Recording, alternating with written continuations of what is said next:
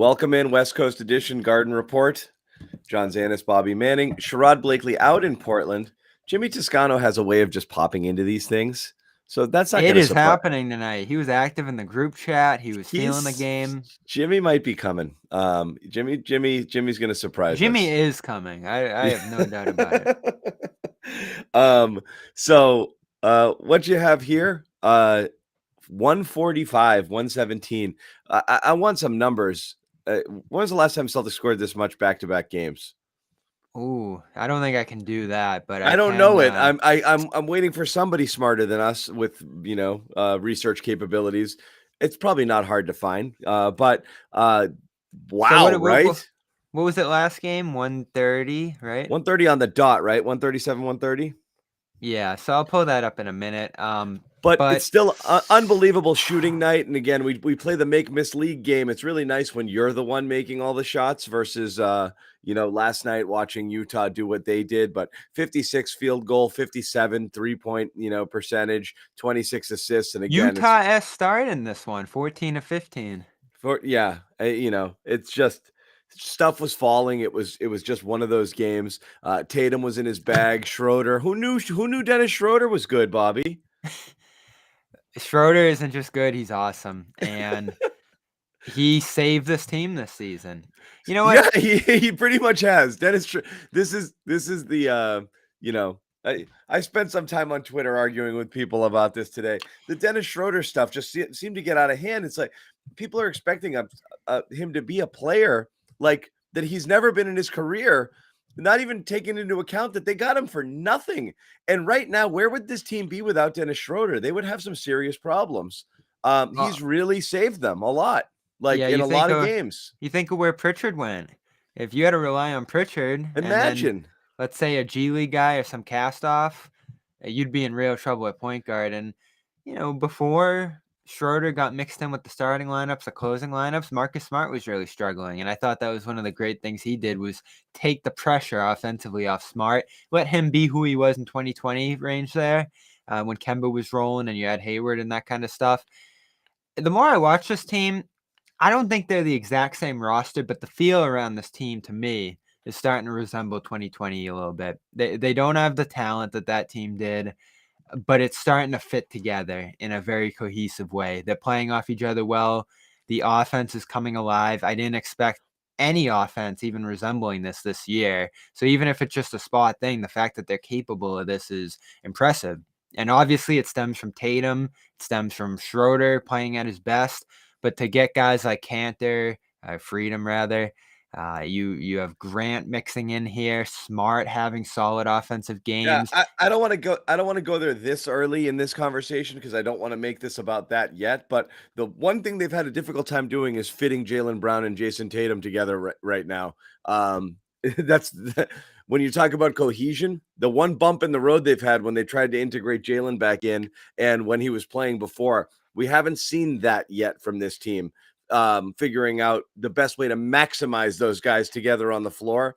Haven't gotten that, but you have seen great other combos for out of other people. You like Smart and Schroeder a lot. Obviously, Smart and Rob, that's their best two-man duo on the team, just in terms of net rating. I think they're eighth in the league as a two-man pair. Those guys, they're a top 10 team. They're a top 10 pair in the league. I can't remember exactly where.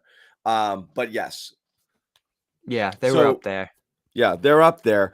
There are some good combos there. And again, I don't want to make this about Jaylen yet. That's oddly enough, that's an area they're struggling right now. And then what the rotations will be when he comes back.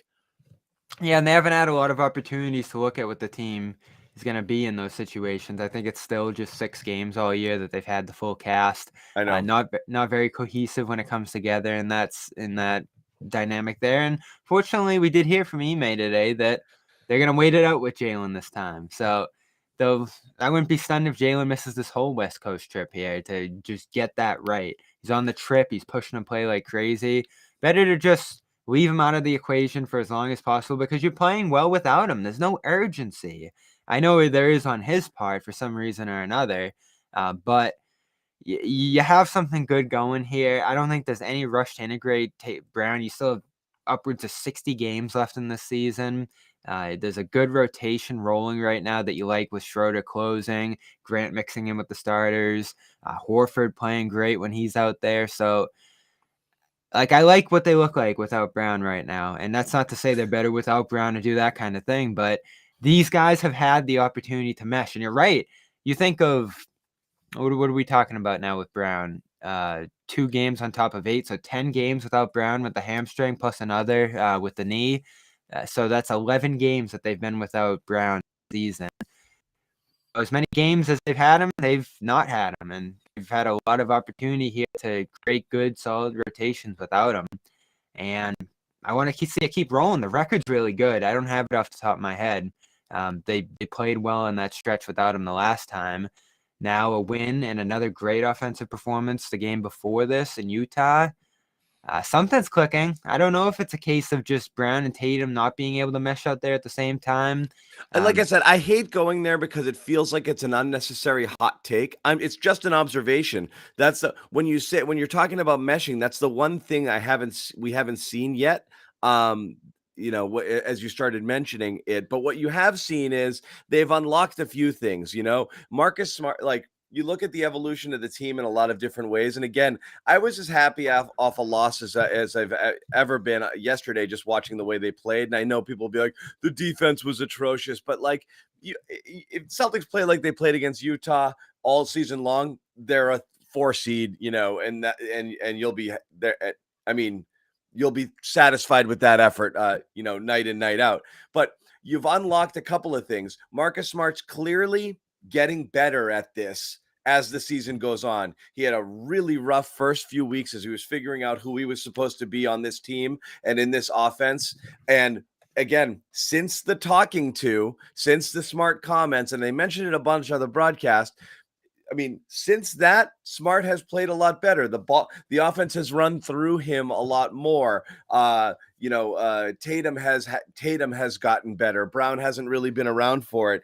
Things have improved, but he's gotten better. Richardson has gotten better. Cantor, who was on mothballs, all of a sudden is useful. Rob is starting to look. I know he's missed some time. These few games, even though he didn't have a good box score tonight, he's looking more springy and active, much more like last year's Rob, just in terms of the way he's moving. A lot of things are happening that are good. You just got to get Brown in there. You got to get Brown healthy, and you got to figure out what this team's going to be with him in there. Yeah, and I think a good proxy for Brown would be Josh Richardson. I wrote about him today. I think he's filled that role well in terms of how you can fit next to Tatum if you're Brown. Things like he did early last season. Sprinkle in some mid-range there. Get downhill, get some closer shots to the basket, and move off the ball. That's the things that Brown is going to have to do. We talked a lot about what Tatum and every needs once to in a do while pass the ball every once in a while. Yeah, and we talked a lot about what Tatum needs to do to make those two connect. Just watching Richardson and the way he plays off Tatum, those two have a great dynamic between them, I feel like. It's just a lot of activity by Richardson. He goes and finds the ball, and I think I mentioned this on a past show. He said in the training camp, I was like, what's the key to playing off Tatum? What's the key to connecting with him? And he's like, you got to make yourself available. And when you talk about Brown and Tatum, I think that's something we see on film again and again that Brown doesn't necessarily do, even though he's got the skill set to do it. It's almost like it's a wait for your turn dynamic between the two in terms of running the offense, and that probably bleeds into other guys on the offense too, right? Like, is everyone else looking around like, all right, we're waiting for the Brown possession, we're waiting for the Tatum possession? There's just not real flow or rhythm or pace to the game off one ball handler, off one offensive engine. So I think this year is starting to show us a lot about that dynamic between those two. It's tough, right? Because they're both stars. They're both high-level scorers. They both do it with the ball in their hands. It's going to take sacrifice from one of them, and it probably has to be Brown just in terms of where he is this season because he's been less available. Tatum's the guy out there who's working through struggles and, finding himself finally. Good balance on his shot, getting downhill, drawing free throws, passing, 4.5 assists the last 2 games. Well, and 2 turnovers totally at a 0 turnover game last night, 2 tonight. And that's something that's great that you're seeing from him as well. These are his 2. I hate hyperbole without going back and looking at it, but this is as solid a back-to-back as he's played this year, just in terms of clean games, letting the offense flow through him. All of the shots are good shots, confident shots. They're falling more. There was a game, actually, even 2 games ago. I'm going to say this is a 3. I mean, even last game, I liked all of the threes he took.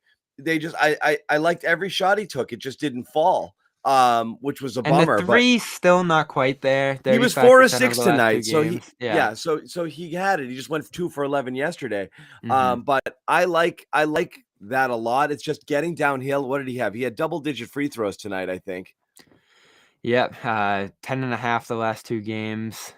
Just as he ticks up, the offense is ticked up, and you see But when the he way he's plays getting the to the way he basket, can. great stuff tonight. And I know they broke down on a couple, but just the use of his body to either absorb contact or just getting clean to the rim without foul hunting, which is a lot of what we felt like he was doing before. He's going with more of a purpose, which is like, how am I going to get this shot off clean, absorb contact if I need to, or just avoid it altogether, as opposed to before. It really felt like he spent first half of the season, just hunting fouls every time he went to the basket, and would just throw his hands up with no real purpose.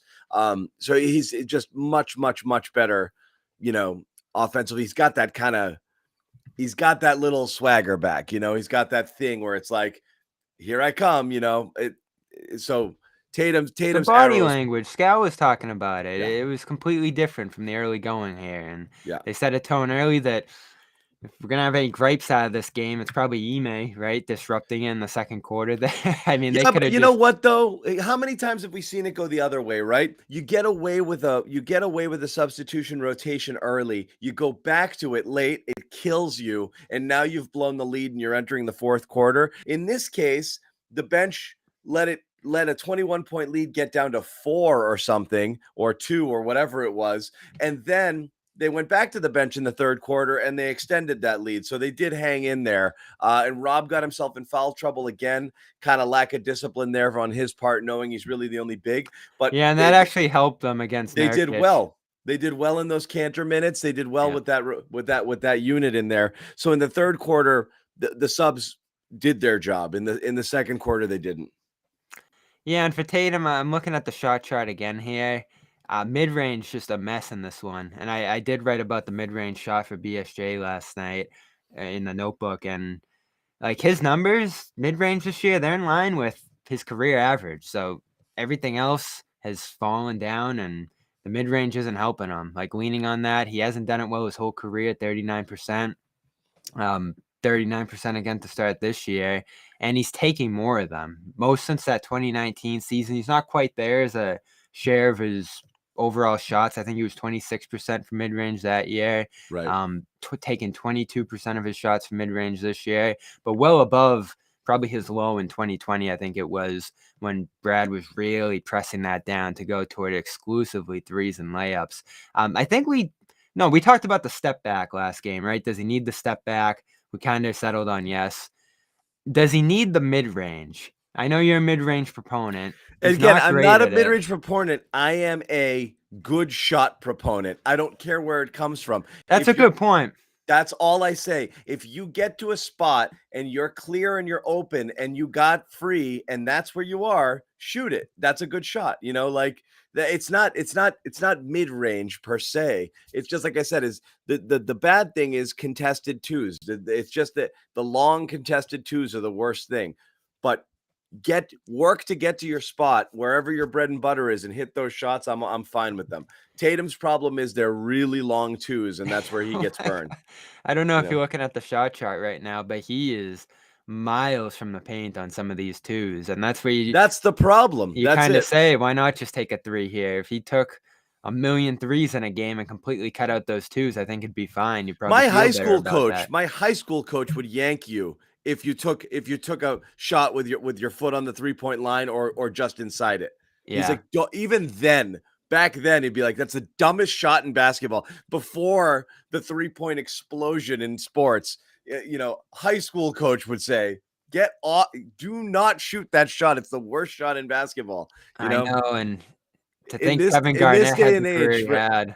I know. taking that shot over and over again, and a lot of guys did. People loved that shot in the 2000s. Loved Now it. it's dead. Tatum's trying to bring it back. I mean, you look at the Utah game, he is like stepping back into those long twos. No real awareness of where the shots are coming from on the floor on Yeah. his part, it seems, just trying to find space for himself. But other times, shooting right against intense pressure. You saw that against Utah, like right up against two guys contesting them straight up. Why not pass out of those spots? I think that's something he can do to reduce mid-range total. It's going to probably reduce his overall shots during the flow of a game, but I think we were happy about that when he did it against Toronto. Pass up on shots when he didn't have it going and try to get some other guys going there.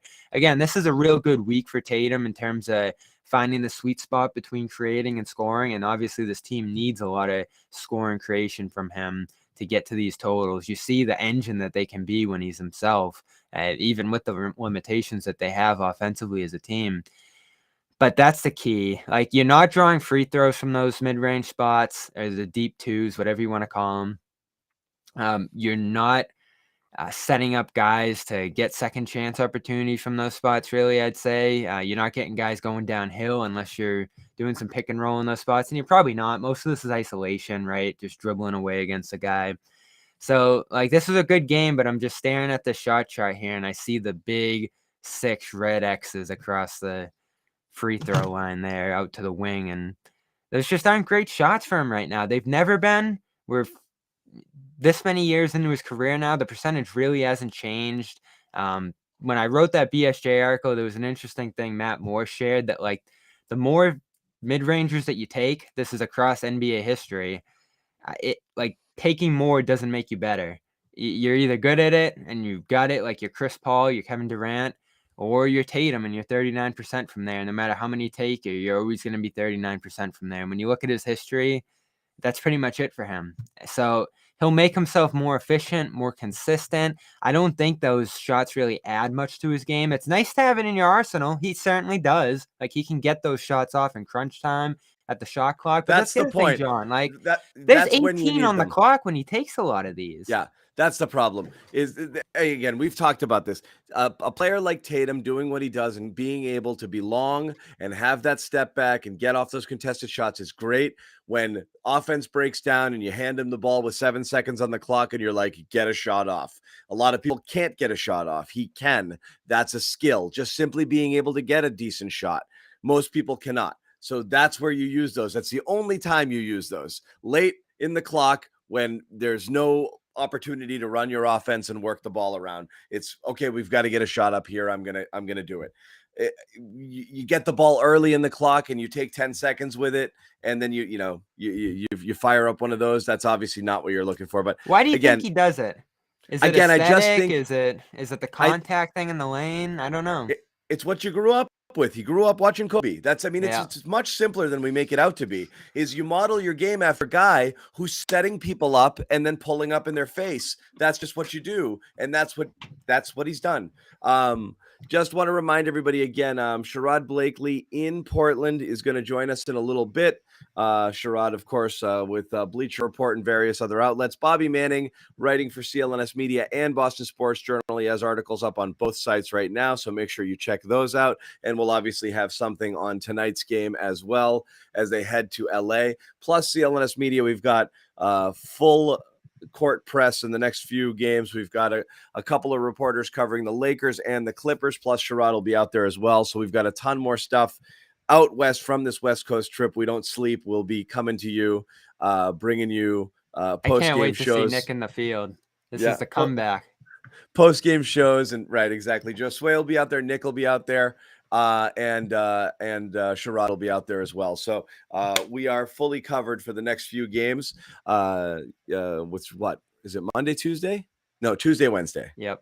We got Tuesday, 2 days Wednesday. off here, so they'll probably have a practice in LA, and then you get the 2 days off. back-to-backs. 2 days off. I got a Patriots game, Bobby. We got Evan Lazar in Buffalo, but we've got but you enjoy the rest.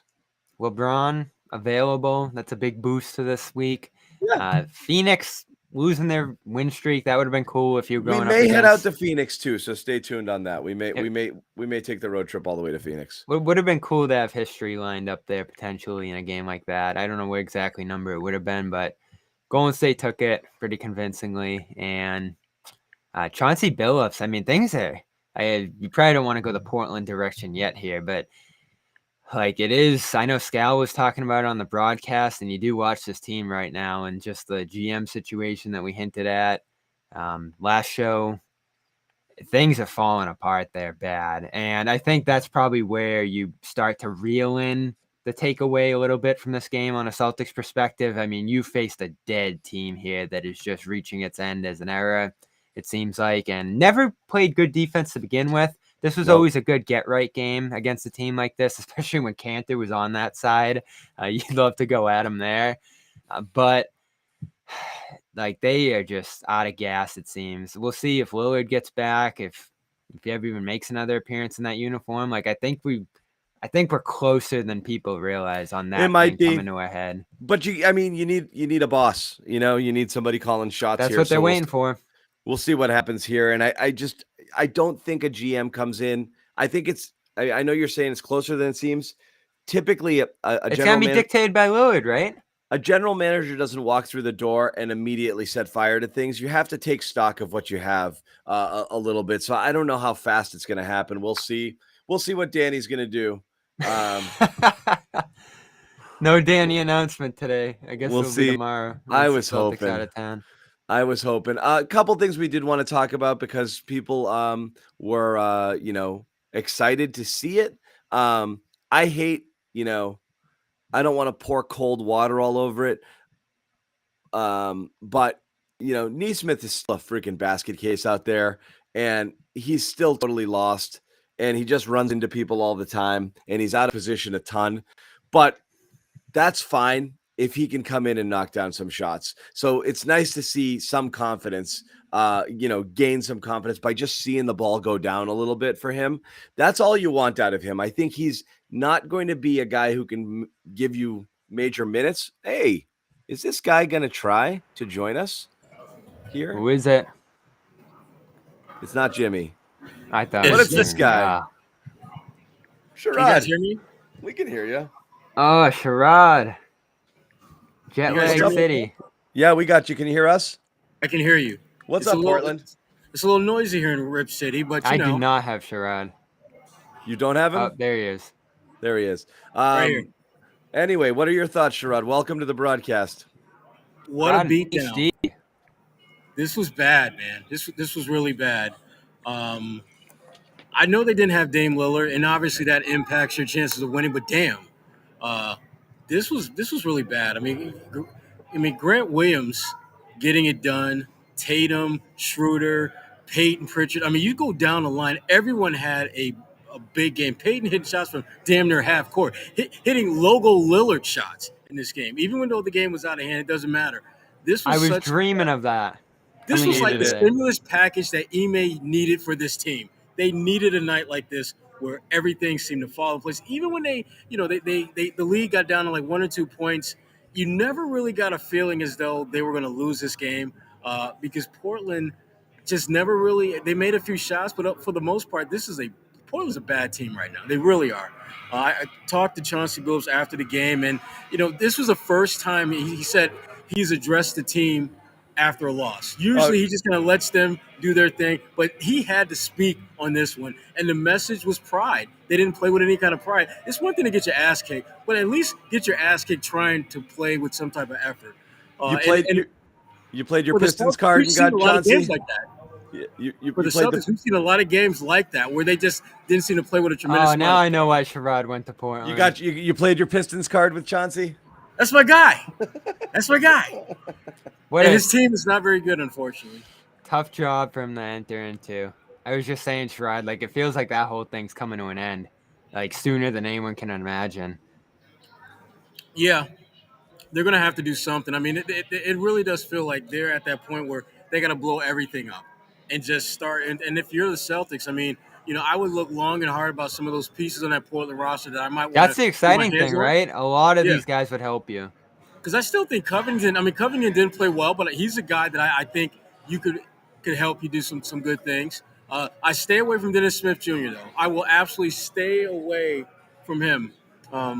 I don't think he can help you. But there's at least 3 or 4 guys in this roster, not named CJ McCollum, who I think can do some things, and maybe made available once we get closer to the trade deadline.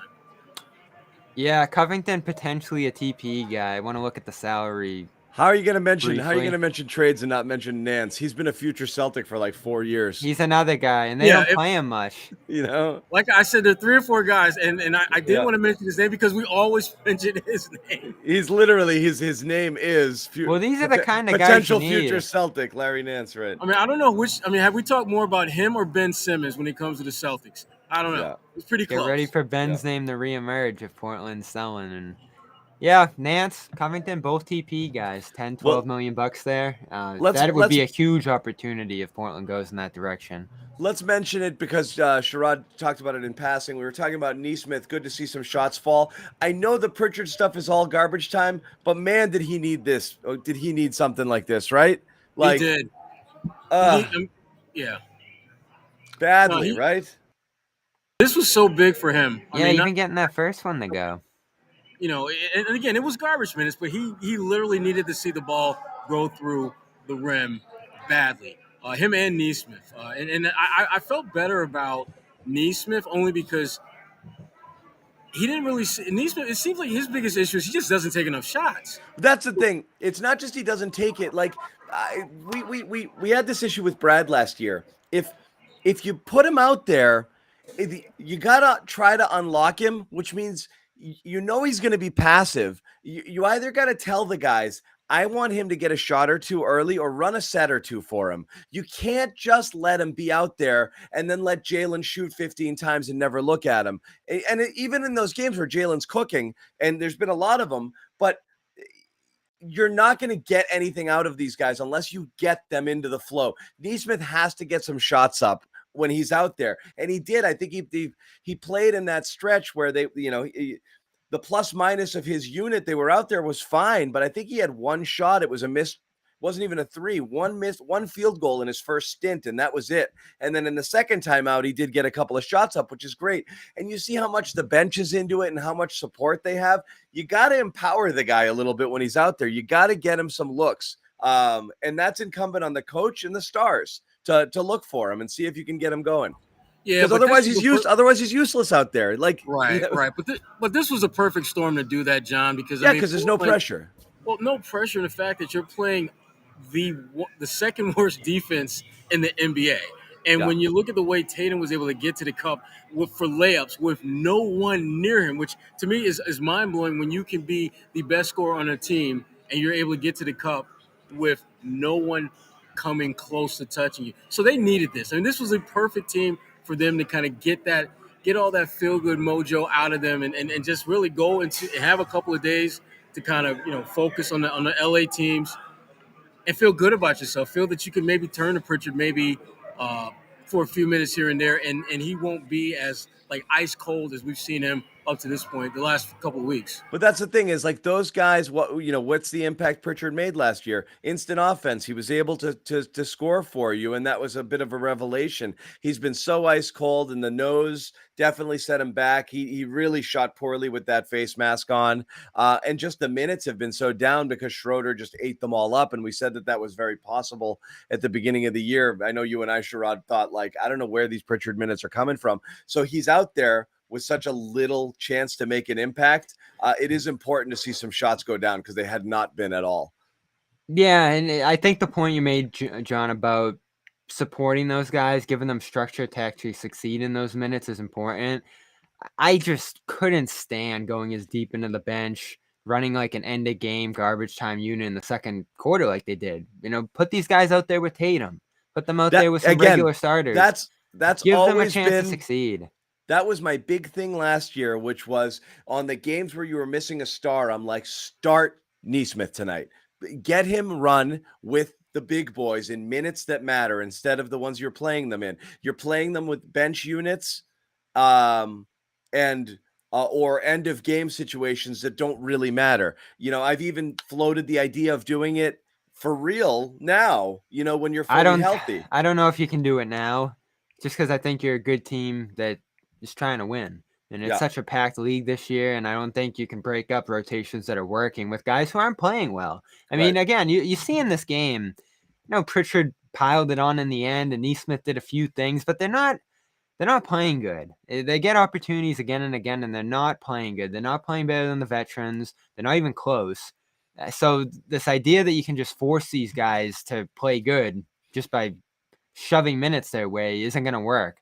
So they got to find other ways. This was a great game to do it. I got very concerned in that second quarter because that was the window to do it. Pair them with a staggered bench lineup and give them a real opportunity to succeed there. And instead they did the Herman Gomez thing. Herman! And that lineup just completely fell apart within minutes.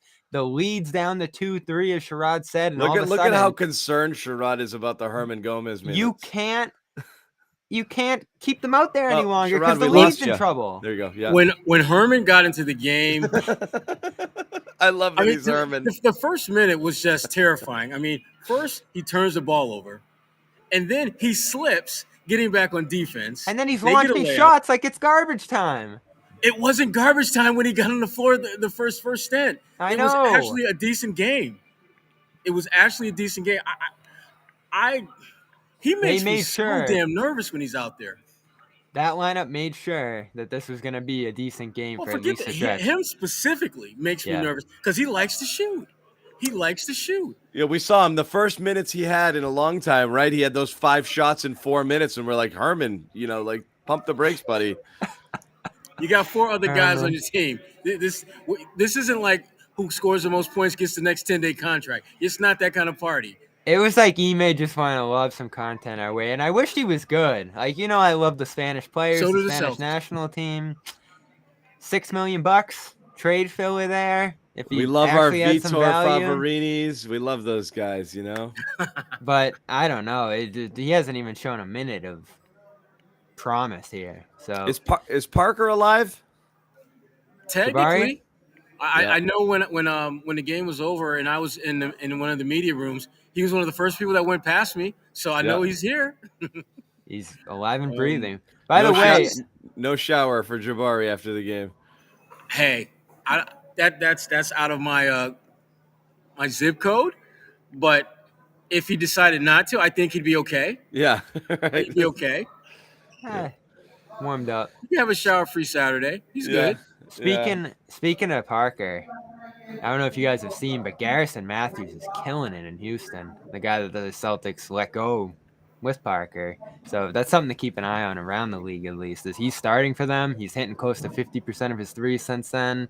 I noticed him when they played here earlier in the week, or last week, I guess it was now. So maybe a guy you could have used, but again, back end of the rotation stuff. And again, it's almost like Ime's showing you with these minutes. Herman Gomez, Neesmith, Pritchard. He's like, you guys want to see them? Here they are. And there goes the lead. and everyone is just like, no.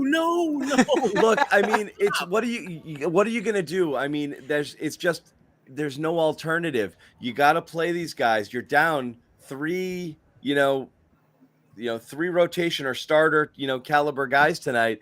Like I said, it was just the rotation. You're on a back-to-back. What are you gonna do? It's. And you're starting your only real viable big. Otherwise, you're into freedom minutes, which is fine because he played well. And then you're starting your 2 point guards, which means you're into Pritchard land. So when those guys come out, who's coming in? And Rob had the foul trouble too. I mean, Ime didn't have a lot of options there. I mean, you can't play these guys 40 minutes on a back-to-back. Yeah, but you can't play them together like he did at the same time. That's what killed them there. I don't know. Did a better job later in the game. It's tough. It's tough. When you have Jaylen and Jason, you leave one of them on there with your bench unit, and you survive those. I mean, there really was nobody left. They just didn't have it. Well, you know what? There's a balance here. Like we said with Brown, they gotta find him more, but he's also gonna make himself available. They gotta set up Neesmith more. I agree with you there, John. But he's also gotta find a way to fit in within the flow of things. And in this game, 3 assists. Keeping the ball popping like he did. He had a great one early, right? Yeah, and attacking the lane and then freeing himself on the pass Who back was to that him. bullet pass, top of the key underneath the basket? Was that to Rob or to I forget what He that had a was? transition throw to Rob. That was the third assist. And then, I think No, the the other one might have first one been was too. outstanding, and I can't remember what it was, but it was a really high-level pass for him in a half-court This set. was some of his best passing I've seen. And, I'm curious. I am how these guys develop when they're not getting these minutes. They're not in Maine, as we've talked about. I mean, Sherrod, when you have young guys on the roster and you're not practicing, you're not in Maine, you're not playing, I mean, what can you do to improve? John does have a point there. And developing these guys, I know it's not their top priority, but It was Cantor. Yep, Neesmith to Cantor. Yep. it's Well, part I of mean, what they're doing here. Yeah, I mean, the guys aren't going to develop unless they play. It's that simple. There's no amount of like 2-on-2, 3-on-3 off day workouts and watching video and all that stuff. It can help, but you're not going to see tangible growth from guys until they get out there and play and make mistakes. But to me, the issue isn't whether they make mistakes; is what do they learn from those mistakes? Are they repeating the same mistakes over and over and over again? That's a problem. But if they're making mistakes and they're getting better, like I look at Grant Williams as a great example of that.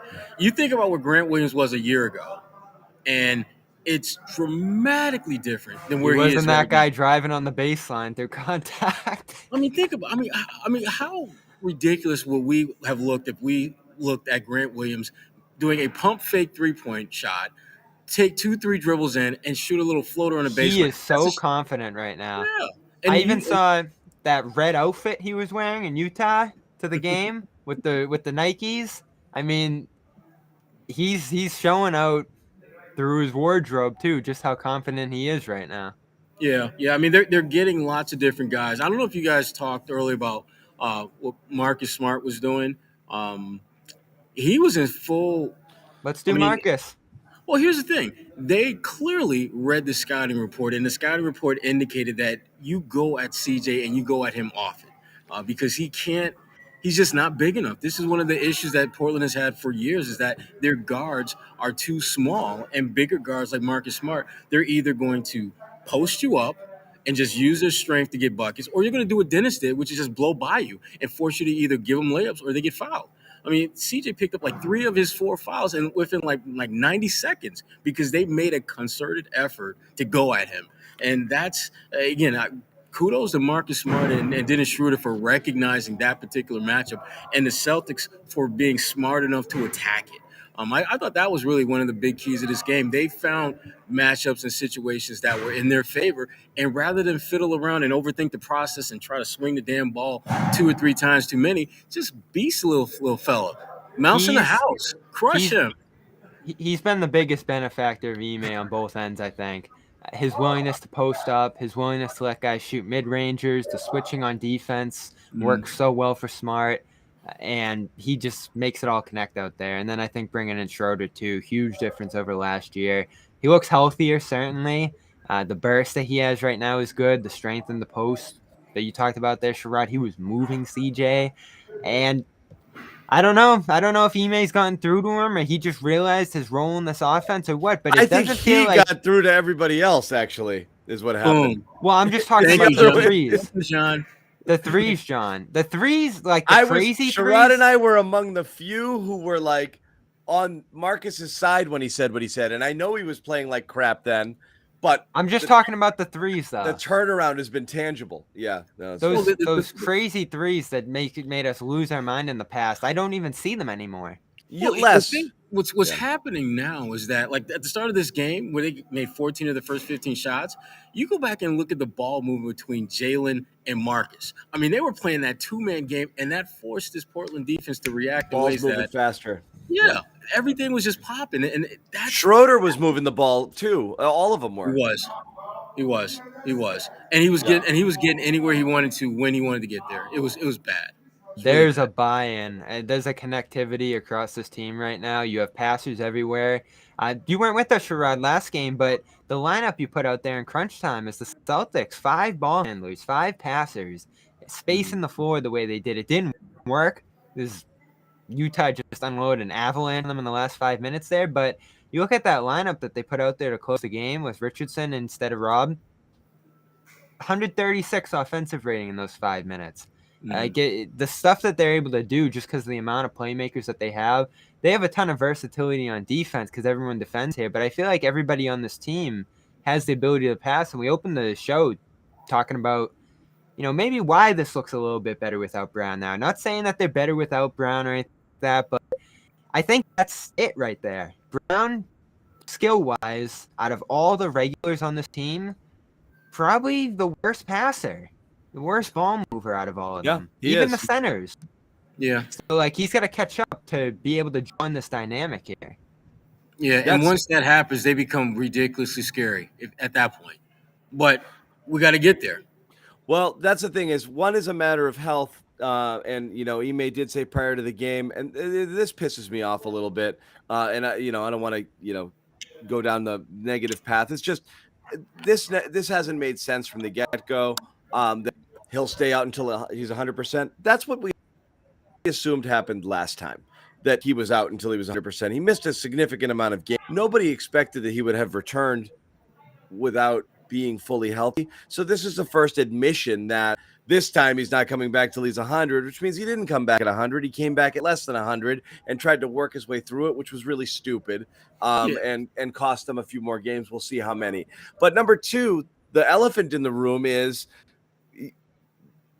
the one thing that hasn't worked right now is the Tatum Brown connection on the floor, and that first unit, working there where everyone's clicking at the same time. You've had a couple Jaylen games and a couple of Tatum games and not really much else. And so integrating Jaylen back into this and then figuring out what your rotations are going to be off of it when everybody's healthy is something they haven't done yet, because how many healthy minutes, Bobby, or what is it? What's the number? 6 games healthy.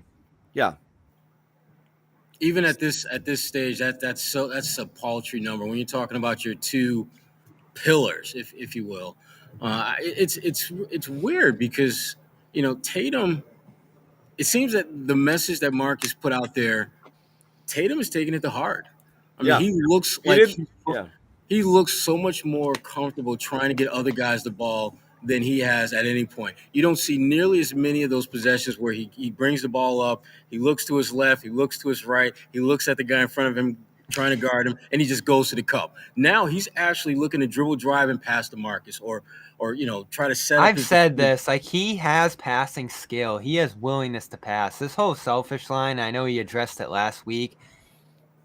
I just don't see it with him. Watching him game in and game out, he wants to get off the ball. He really does. And it doesn't always happen. The trust factor, I think, goes into it. His belief in his own scoring ability, I think, is very high. And I think he thinks it solves a lot of problems out there. But I do think there's a belief in his pass there. He trusts his own passing ability, and I think his own passing ability is high.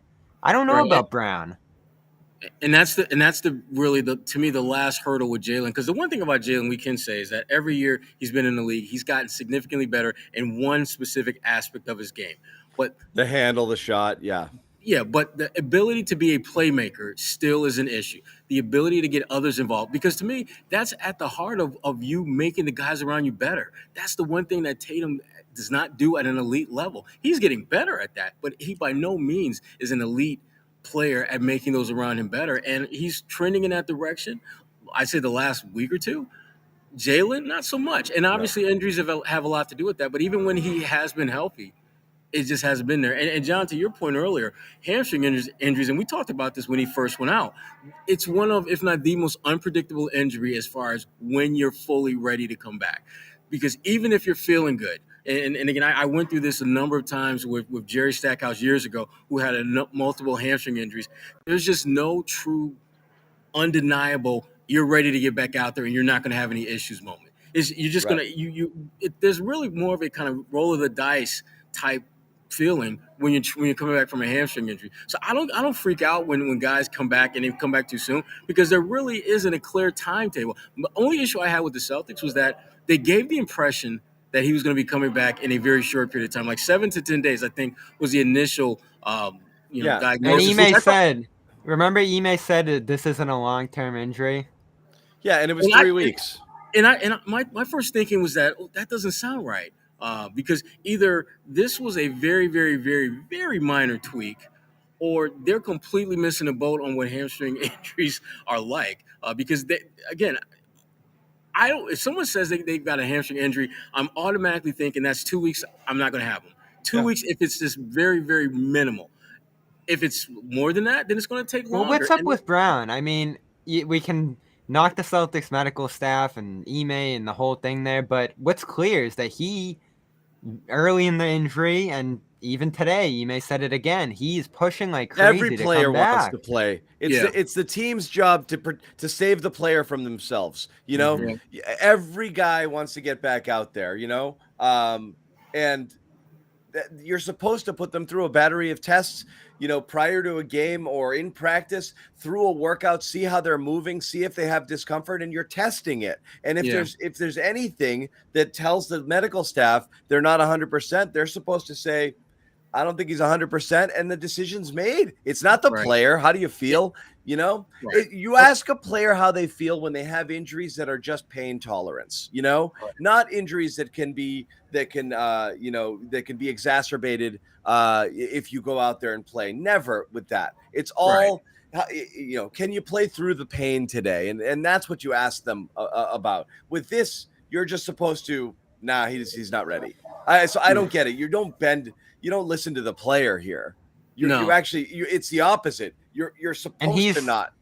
He's gonna miss some time here, and rightfully so. I'm okay with that, because the time that he's missing is time that you get opportunities to look at a lot of these other guys who you need to evaluate. You need to know who can you reach at the end of the bench and actually bring to the game and give you something. Unfortunately, Romeo's not here either at the same time. That's the guy you'd be looking at. That's my guy. I wasn't going to bring him up at all tonight, Bobby. Romeo would have played a ton tonight if he was healthy. Why you got to? What a bummer.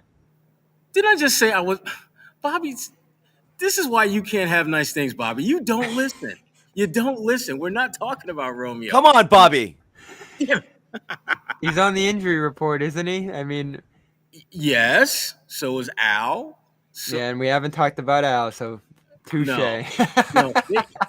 Here's the thing is this. I mean, it's all about opportunity. I mean, guys they have to be better at making most of those opportunities. And Romeo, this is par for the course with him. I mean, he's had multiple opportunities where you could see him having a chance to play a more prominent role than he has had, and injuries, illnesses, you name it, he's had it, have kept him from taking advantage of those moments. But this was a game, again, I thought the guys who kind of took Romeo's minutes, guys like Pritchard, guys like Neesmith, I thought they did a good job for the most part. The only guy I had an issue with was Hernan Gomez, because I just thought he just gave them very little when he was out there. He made a couple shots, but for the most part, I wasn't feeling his impact in a positive way at all in this game. But again, he's a guy at the end of your bench. I just would have liked to see what could Jabari Parker have done in that situation, because if I need a guy to come out there and just take shots, I want Jabari. He did only take one shot and he made it. So that's what he does. Yeah. He literally did. It was a long three too. That's what he does. He had 3 offensive rebounds. Herman gets a lot of flack. Herman got a lot of flack. I know it wasn't all about him. It was just when you put him in there, it was a lineup full of guys at the bottom of the bench. It becomes the Herman Gomez lineup, and it's like that. Then it becomes about him. But yeah, and we're jumping off the shots that Pritchard made late that were pretty meaningless. He didn't play great.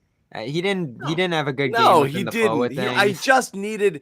It was just. No, you hope it can carry forward. Just needed some confidence, because he had to remember, like, I'm the guy who scored 91 points at the YMCA. You know, like, I'm a guy who hits Damian Lillard depth threes when I'm cooking. So what changed with him? That boggles my mind. You know, maybe he came into the league and guys didn't really know what he was about on the other side, and the film caught up with him, or whatever we always say about rookies.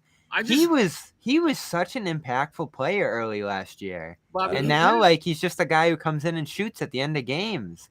Well, the thing about NBA players is that whatever skill set you come into the league with, you got to amplify that or extend that quickly, because they're going to take away your first option. You have to have counters to all of what you do. I was reading a story about Bernard King in New York, who said that he had 9 spots to his left, 9 spots to his right, and like 5, top of the key, where he knew if he got to those spots, he could knock those shots down. So that if he took away 1 or 2 shots, he had a counter to that. Peyton hasn't figured out what his counter is in terms of helping the team win. If he's not making shots, he's not giving you anything. And He if doesn't that's have the pick and roll still. right, and if that's the one thing that you do well, and you don't have anything else to fall back on, you're going to be limited. You're going to get limited opportunities, and frankly, you're not going to be around very long. I'm hoping that he figures out ways to be a better playmaker. His defense, I'm not going to worry about that because it is what it is. I don't think it's going to get significantly better. I don't think it's going to get significantly worse. It is what it is. But he needs to figure out ways to be a more impactful playmaker when he's not making shots. That, to me, has to be the counter to his game at this point. Yeah, he got a golden opportunity, too, around a Rob screen. And Rob was helping guys out here today in this one when he actually was able to get out there. Rob had a much better game than the box score will indicate tonight, I thought. Yeah, I would agree. I would agree. He does a lot of little things that really help him when they're out there. He did so many little things. There was one stretch where they couldn't score, and all that was like a few Rob Williams, like, tips or offensive rebounds or things that were just keeping the ball active. Again, the line doesn't show it. He was a pretty active guy tonight. Yeah. I mean, he had 3 blocks, but there were a lot of shots that weren't taken. That block on Smith was nice. I know John liked that one. I love that because I love the footwork. He had to shuffle his feet to reset to get the proper position, and he had him. He was like a D-back. He had him tracked step for step on that. And when he went to shoot it, Rob was like, "Nope, I'm here." You didn't. I think you thought just you were getting to see all the fouls. Yeah. The first time all year he really went on a foul front. I mentioned the Embiid game. That's what it reminded me of. It was just like that, where there's no big behind you, and it's really important that you stay on the floor. And he got 2 quick ones and then 2 quick ones again in the third. It was like, come on, man. They didn't need him, but that was a little frustrating. You would have liked to see a little bit more there. Outside of that, we did the Schroeder thing. We did the Tatum thing. I like the stretch that's going on here and a couple of things out of the bench guys. Anything else put a bow on it before we take a quick look ahead to LA? Well, this was, I thought, just another one of the Celtics' really good road games. They've been a good road team all season long, for the most part. And when you start looking at breaking down the numbers, they've literally been the best defensive team on the road. And if you're able to play elite defense away from home, you take the crowd out of it. You frankly take your opponent out of it to some extent, and you give yourself a chance to win. They just need to get healthy and just be able to have a rotation that they can count on. And I think now you've got a couple guys at the back end that I wouldn't say Ime's trust has significantly increased, but at least now you know Pritchard, he still can make a shot or two every now and then. Hernan Gomez is Hernan Gomez. Grant Williams is giving you way more production than I think anyone thought he would. And, it was a good win because, again, they smoked them out the gate, let them back in the game, and then they just said, okay, back to doing what we do well. Let's beat the snot out of these guys and get the hell out of town. And they did that. Yep, and I thought it was funny that Al Horford missed the game with back pain because he was carrying them in Utah. He was sore after that one. He's been carrying him most of the season, really. Lifting them through this game. Does the NBA have a comeback player of the year award? I was trying to think of that. I don't think they do. I think they did away with that.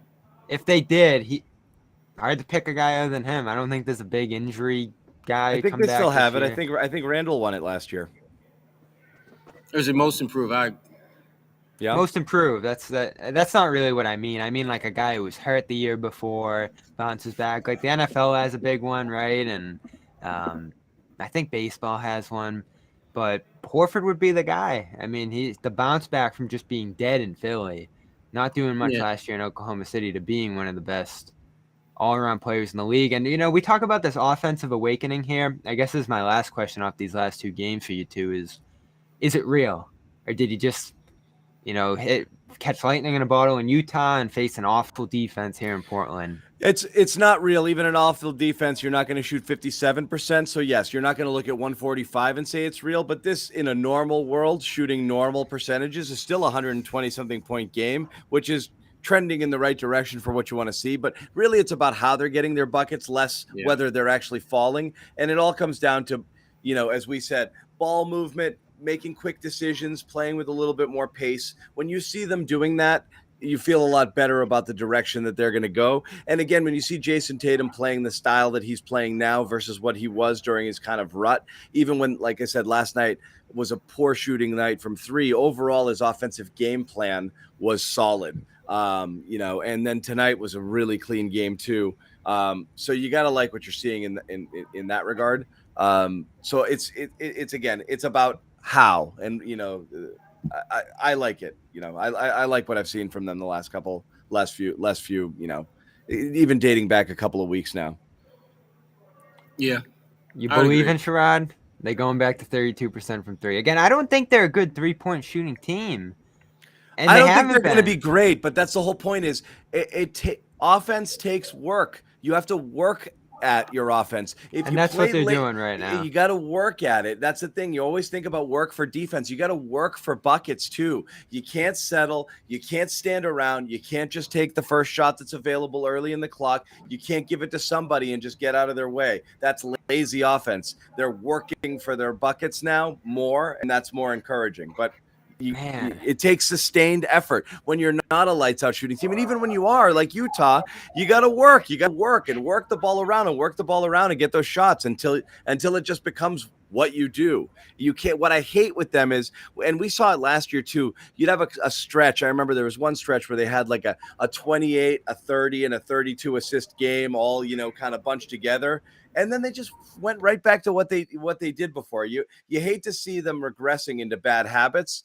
So it's sustained effort and work at the things that you don't, that you're not great at. Right. Because it's hard. It's effort filled. It's hard. You have to work. A lot of things. Yeah. And it's not that's what you see. Yeah, right. That's why you see some of those back-to-backs, when teams, when they're cooked, when the first few shots don't fall and they're like, it's not going to be our night, because they're like, I'm not ready to work for it tonight. Well, that was the good thing about this one is they were in Utah pretty late last night. Yeah. Got in here and just came out storming. 14. Well, they would have been there sooner if Tatum didn't make everybody wait 3 hours for the Zoom post game. The bus couldn't leave. Bobby couldn't write his story. Yeah, that was rough. Yeah, but we've there's a certain young man by the name of Kevin Garnett who set the was bar on the same program. Except you guys were in there. It's funny how the better waiting. The longer the wait comes for them to come and talk to us after the game, regardless of how they play. I was producing the show after Celtics postgame, and we're still waiting on KG or just overseeing it. I'm like, oh my God, how long are we waiting for this? I'm not a patient guy when it comes to lines, like waiting for food for an interview, like that sort of thing. Like, and the postgame scrum is not for you, Bobby. You're not about that postgame scrum life. Yeah. I would be standing there like, I'm never gonna get this time back. Yeah. No, you're not. You're not. You're not. At least on the Zoom, you can go do post game, but go make a turkey burger. Turkey burger, yeah. Very quickly looking ahead. Obviously, last time the Celtics faced the Lakers, they beat the snot out of them. What are we expecting here? And again, just reminding people, we have a full cast of characters out there. Sherrod's heading to LA. We've got Josue Pavone. We've got Nick out there. The return of Nick. Yeah, I know. Sherrod, they'll be. I think the Lakers stink. Man, and it's not even LeBron. Russell Westbrook's playing better. Davis, statistically, I know Kirk Goldsberry put this out there, per shot, fewest points per shot in the NBA right now. Anthony Davis, worst shooter in the league right now. Well, because again, for some reason, the worst thing that happened to Anthony Davis was he shot well for a few games in the bubble and during that title run, and all of a sudden he felt that he was a 3-point shooter, and he came back, and that's what he thinks he does now. He's a terrible. He's a very low percentage volume shooter from distance. It makes him easier to guard. And he's relying on it. Again, you talk about offense taking work. Those bigs, when they get older, they don't like to get down low and work for it and bang as much. They want to try to develop that game so they can get some easier buckets and, not constantly be friggin' knocking into people and fighting for it and going to the lane and getting fouled. So they want that jumper. And Davis his offensive game has gotten lazy. And Yeah, but forget he's not alone in that, because when you look at really these next two games, you're talking about two teams that rank in the bottom 10 in offensive rating. So you're talking about two teams that don't really do well offensively, and they're facing a Celtics team that plays really good defense on the road. So the Celtics obviously will not be favored in either game, but they damn sure have a better than average chance of winning, because what they do well on the road, their opponents don't do well at home. So I think they'll get at least one of the two. They might get both. I wouldn't be shocked if they won both, but they will be one of the LA teams. There you go. Worse. A lot of our favorites on this worst 5 shooters list to start this year: Davis, Sadiq Bey. We haven't mentioned Sadiq Bey once all year after we Joe Sway's guy, yeah. Cade, sadly, and De'Aaron Fox. Rough start for Fox this year. But, I'm not even concerned about the stars with the Lakers because they'll figure it out. I think LeBron, Davis, Westbrook, those guys are going to hit some sort of stride together by the end of the year. The roster around them is just bare bones in terms of talent. Kendrick Nunn, that signing didn't work at all. I haven't even seen him play once. I haven't even seen him in the uniform this year. You think of guys like Avery Bradley starting for them, DeAndre Jordan starting for them different games. And then guys off the bench. Malik Monk's fine. I think he's been good for them this year. Some of the other guys that they put in these games, Tucker can't shoot. And they don't accentuate LeBron. They don't accentuate Westbrook. These guys aren't players who help these other guys get better. And the tricky thing for them is that they have no outs on this roster. They're not going to be able to. They're not players LeBron can make better either. Westbrook's not a player LeBron can necessarily make better, because it's a give me the ball and get out of my way sort of player. Westbrook, he's always been that way, and he's never going to change, no matter how much he is what a mess talked to about that. It's not who he is. Never will, has been, never will be. Right. So I think the Celtics win this one handily. I mean, they have all the personnel to match up. Again, I don't want to fall into the recency bias of watching them play well. The Celtics don't win anything easily. Nothing. Just showing up. They're not that good. No, I don't mean they're going to win by 20. They won. They scored 145 points, but at one point they were only up by like 1 or 2 points after having made 14 of the first 15 shots. But let's not forget the Lakers. They're not connected defensively. They don't have great personnel on the defensive end. I mean, that last game in Boston, they were able to pull Davis out of the post there and get downhill and draw free throws and all that different kind of stuff there. Westbrook is a disaster on that end of the floor. And LeBron, he's playing free safety there, and Grant's going to be open. We saw that last week. So if they move the ball and bend that defense a little bit, and we know Tatum's going to show up, it's like there hasn't been a single Lakers game in his career that he hasn't looked good in. I feel really good about this one, especially in LA. Oh, because trust me when I say Schroeder revenge this, game. Yeah. There's a different mindset that he's got for that game, and he will say all the right things, like it's just another game, blah, blah. Bullshit. It's different. It's different because of how it ended, and to me, he's like that ex who is with someone who's significantly more attractive than you right now, and he's going to show her off. He's going to show off and show out.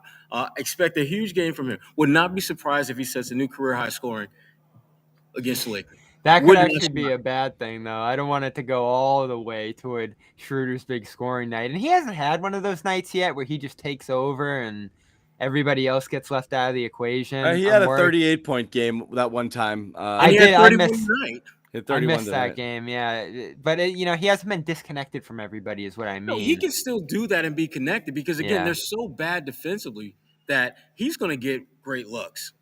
He's going to get great looks because if Avery Bradley is on the floor and you've got Tatum and Schroeder on the floor, guess who Avery is going to be trying to check? It won't be Dennis. So Dennis will see a lot of Malik Monk. That's a good thing. A little some Westbrook. That's a good thing. I think he'll have a good game. I really do. I can't see the Celtics losing this one. I really can't. I can absolutely see it happen. I don't think it will, but I can see it happening. I mean, it's not even about what the Celtics are doing. The Lakers just lost to the Clippers, and the Clippers have been pretty bad this month. The Clippers were desperate for a win. Absolutely, yeah. I mean, we're looking back. They lost to the Clippers. They lost to the Kings within the last week or two here. The Knicks. They are just dropping some bad games, and 130, 108. The Celtics beat them pretty handily in Boston last time. Yeah, but that was LeBron's first game back after a long layoff. Yeah, And yeah, although yeah. he played Fair well, point. he did not have the kind of impact that we've seen LeBron have. Davis was setting the tone for them in that game, and that's Right. never a good thing. Yeah, so they'll be Well, better. yeah, you had some problems there in that one. Yeah, He was I eating, think he was LeBron eating is going to Grant come up. out.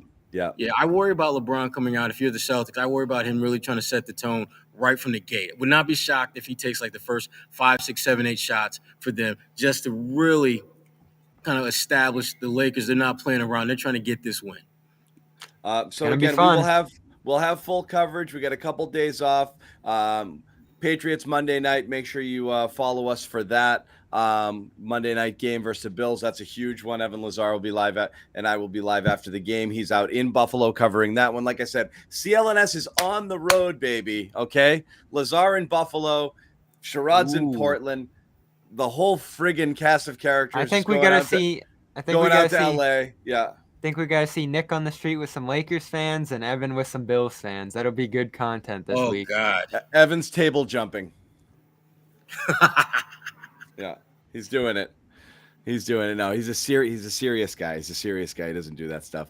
So we're gonna wrap it up. Really good crowd tonight. I'm very happy you guys hung out with us late, 1:30 Eastern, and I know we've got you guys out. We got our guys out in Australia and the Philippines and all these different places. So for you guys, maybe not as rough as it is for me and Bobby back east. Sherrod still has time to go grab a bite and enjoy himself and do some stuff. This was quite the 2-day marathon. It was. So that's I'll what we enjoy do. tomorrow. Bobby and I don't sleep. We don't sleep. So we'll be with you the rest of the trip. But again, thank you guys for hanging out. Once again, the Celtics win big. What was the final again? 145? 145, 117. Oh, I do want to push everybody the articles. BSJ, mid-range shot. CLNS, Josh Richardson. It was a tight day between the back-to-back. So if anybody missed those 2 articles, good stuff. Sherrod, anything you got out there? Oh, just the usual stuff. I've got some stuff down the road that I actually I'm working on. So I just blew myself can't get into that off. just yet, but lots of good content out there from the CLNS team. So CLNS.com. There goes John. Oh, I did it again. I hate when I do that. Sorry, guys. I actually like that view. Underused here. I don't mind it in some cases. Sherrod uses it for his podcast sometimes. All right, guys, we're gonna wrap it up. Sorry about that. I went to hit the end button and I knocked myself out and I left you guys alone. Good night.